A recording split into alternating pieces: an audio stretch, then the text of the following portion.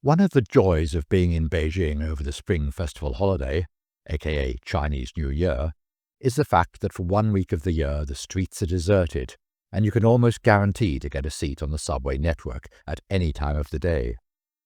Of course, almost anything of note is closed, but I guess you can't have everything. There's one place I've passed very many times in Beijing with hardly a second glance. But for once, I thought I would explore the grounds of the Agricultural Exhibition Centre, which I've seen on many a map, though have never ventured inside.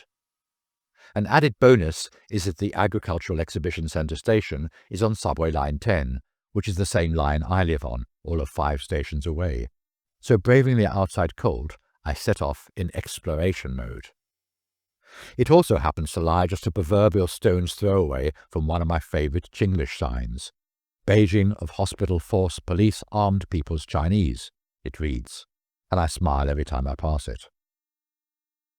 China's Agricultural Museum, to give it yet another of its official titles, is the only national agricultural museum in the country. Inside a huge parkland setting are numerous buildings, 4 of which are open to the public, as well as 3 exhibition gardens. The notice kindly reminds you that the museum is closed on Mondays and during the Spring Festival. But the gardens appear to be open, and better still, there's no entrance fee. I make my way to the traditional farming garden, where there's a collection of sculptures that are almost as exciting as those I found at the Watermelon Museum.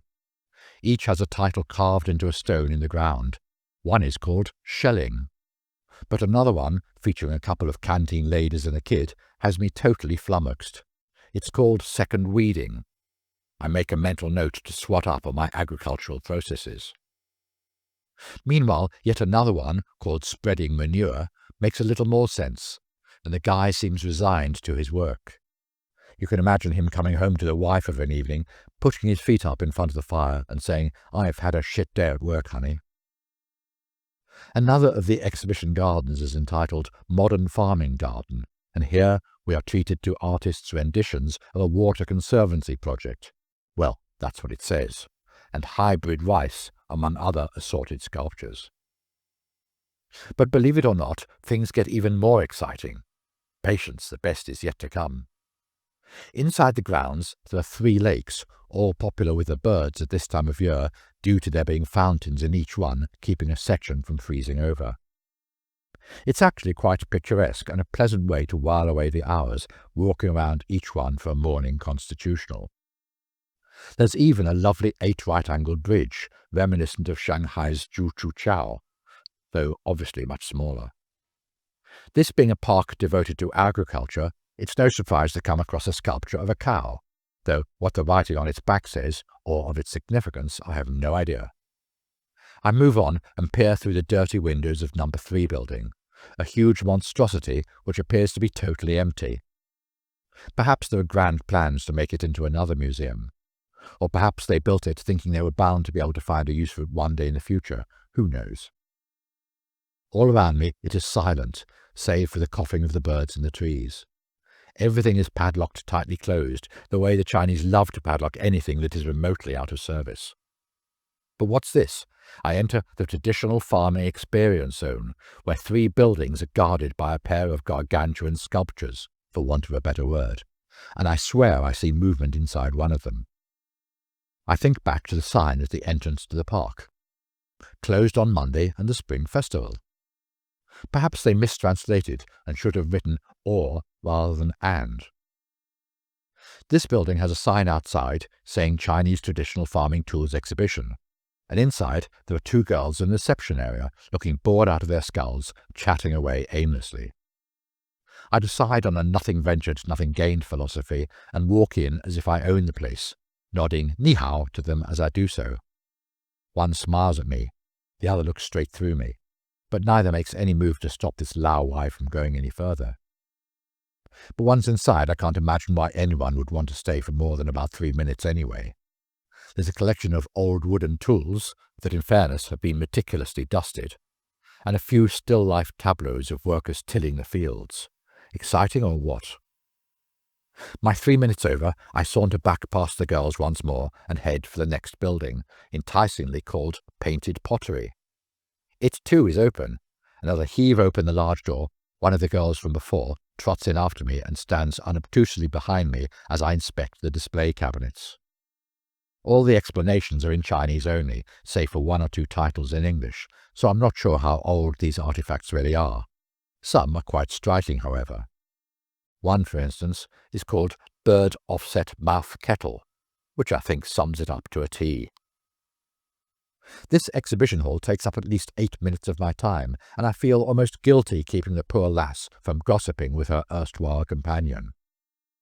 But at last I reach the door once again, and she smiles at me before hurrying back to putting the world to rights with her friend. Once outside again, my eye falls on what must be the pièce de résistance as far as this museum is concerned. I did warn you to be patient. Yes, a building devoted to exhibiting soil specimens. Amazingly, it's totally devoid of anyone, not even a bored-looking reception girl. But it's not just one or two collections of soil, but wall after wall after wall containing samples of soil taken from all over China. Each sample of soil has its own background explanation, though I have to admit that I don't find this too helpful at times. But in order perhaps to keep the kids amused, there's even an area where you can run your fingers through the soil, enjoying its texture to the max. Oh, bliss! And lest for one moment you think this is all there is to see here, worry not. There's even a display of fertilizers to add to the overall enjoyment of the exhibition. I have to admit that I've long had a hankering for setting up a museum dedicated to watching paint dry, but after this experience, I doubt I could ever hope to equal the nirvana-induced state that this exhibition causes in my overexcited brain. I guess my ambition will just have to remain a pipe dream. My eyes glazing over, I return once more to the outside world and head on back through the park. I had seen earlier on that the main building was firmly padlocked closed, but now I'm curious to discover if there are any other lesser buildings that might have remained open. And my curiosity pays off.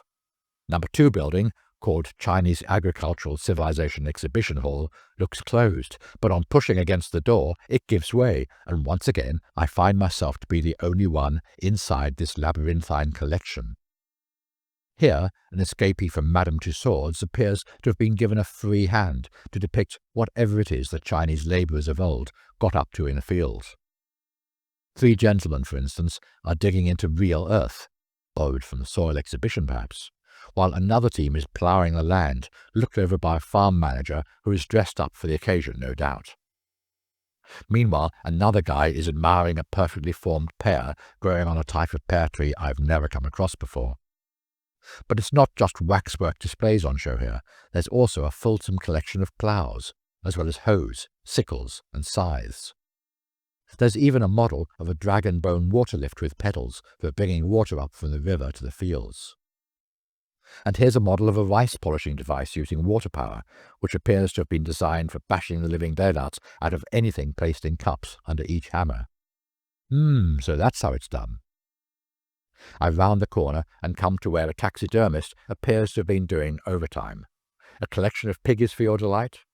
Here we have wild boars and domestic porkers on display, and across from them a collection of farmyard poultry. Round another corner, and here we have a horse being lectured at by its master.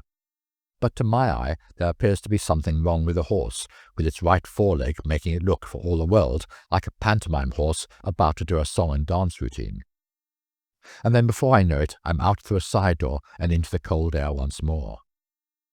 I head on back to my favourite bridge, determined later to make a 360-degree photo montage to which it lends itself admirably, and then head on out by way of yet another monolithic sculpture of a bosomy young lady leading a pair of horses, on which sits someone bashing the bejesus out of a pair of mounted kettle drums.